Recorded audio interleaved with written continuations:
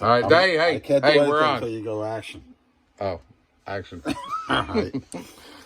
All right, we're back on this 59 crankcases. We better start titling these things right so they can follow each individual repair. Right? But we're gonna have to keep our numbering system in place, I guess. Part 1, part 2. Yeah, we're just gonna have to add drain plug and all of that. Okay, whatever. All right, so this is that 59 crankcase. The engine drain plug has been retapped, probably with one from the auto parts store, which over the years I found out is a 3/8 straight pipe thread. So I got a 3/8 straight pipe thread tap here. And lo and behold, she screws right into the crankcase. Now, I didn't push it all the way through yet, and I think I'm going to wait on that. It seems to screw into there by hand and then stop. Okay.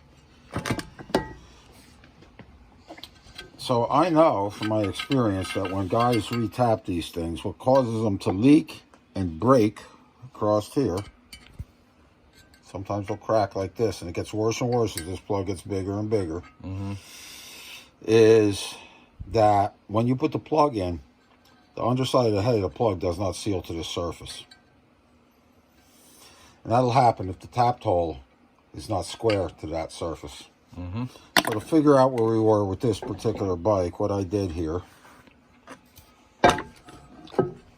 is I made this guy on the lathe. And what this is a sleeve that fits over the tap if I'm not too much of a wiener.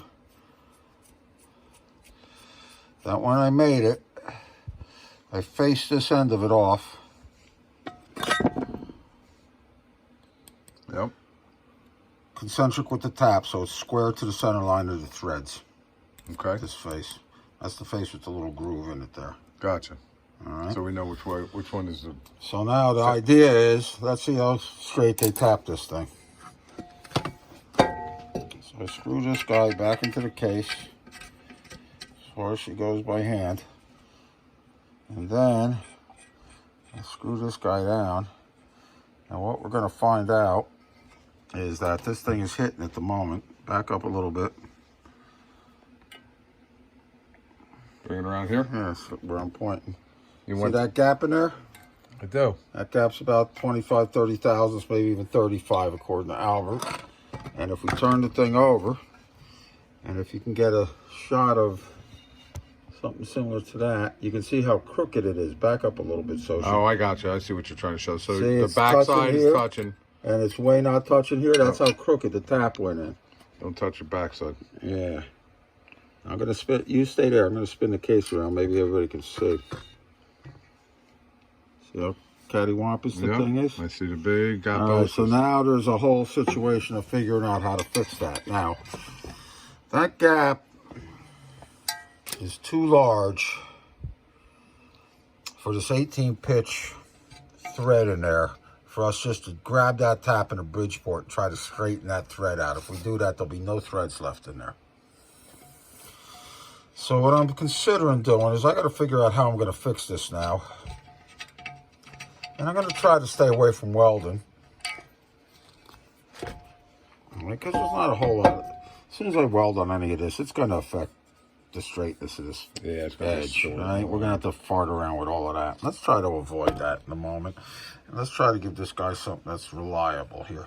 The whole idea is we put it in and we never take it out. Yeah, goes in one more time and that's it. And that's it. So I think what our first, we got two things to do here. Three things. Well, we got to eat lunch. Now we're going to have lunch pretty soon. Yeah, that's a definite. Okay, so if we look at this 3/8,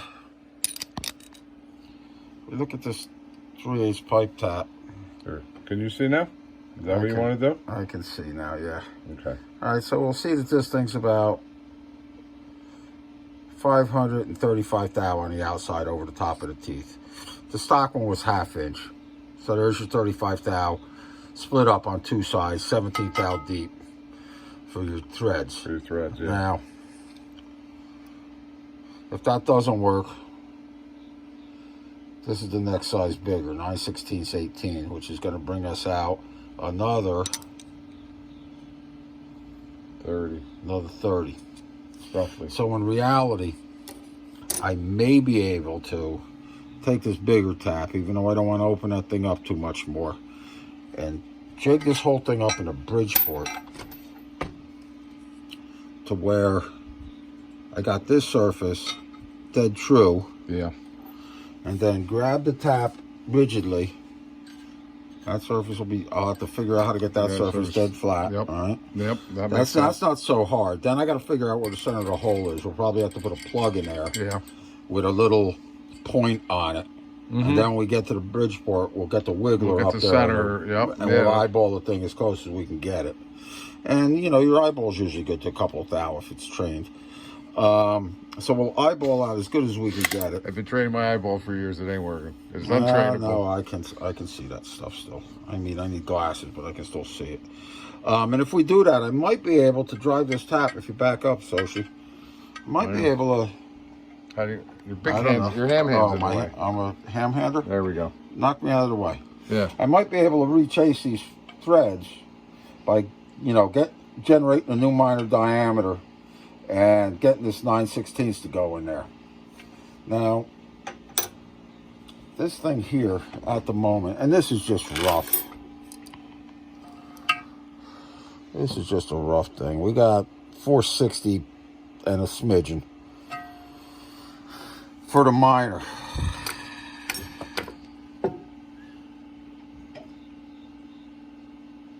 And you can see that the threads are really salty.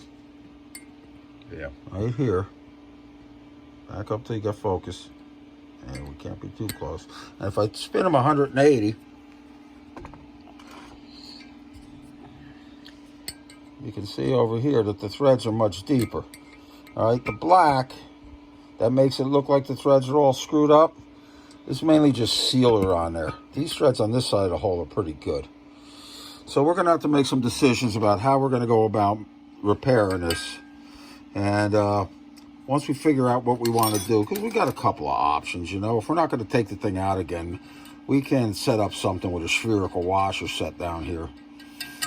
And, you know, put some goop on everything so that when you tighten the damn thing down, it has the ability for the bolt to go straight and then the sealant surface to be able to spherical around on this. If you don't know what I'm talking about with a spherical washer set, check it out on the Google. Oh wait, I might have one right here. Oh, come to think of it, yeah, I might have one right over here. Albert, please go to the spherical washer section. Bin E, row 3. This is a definite way for a guy in his garage that doesn't have machinery to deal with this. This is much larger, but if we look at this guy, yeah, this nut, let me get it on something. That nut, this face of it's got a convex. Yeah, it's got a little freaking geometry. Angle to it, if you want. Geometry, and you might be able to see it. Yeah, I can see it right there. And then this washer that goes with it. All right, there's the flat side. Yep. And this side has a matching socket, if you will. Mm-hmm. So that when you put the two of the things together, hey mate, when you put two of the things together, they can do this as you tighten it. Yep. Find its own happiness. That allows this to seal to the bottom of the case. Mm-hmm. All right. These two things, these two surfaces, you put your sealant on there, and then you still got your wrench to take it off if you have to. We don't want to. So we don't want to do all of that. No, we don't want to. I want it to look a little closer to stock. I don't know how close we're going to be able to get it. So like I said, we're going to have to chew on this for a second and figure out how we're going to go about getting that thing squared away in there. I guess that'll be our next video. All right.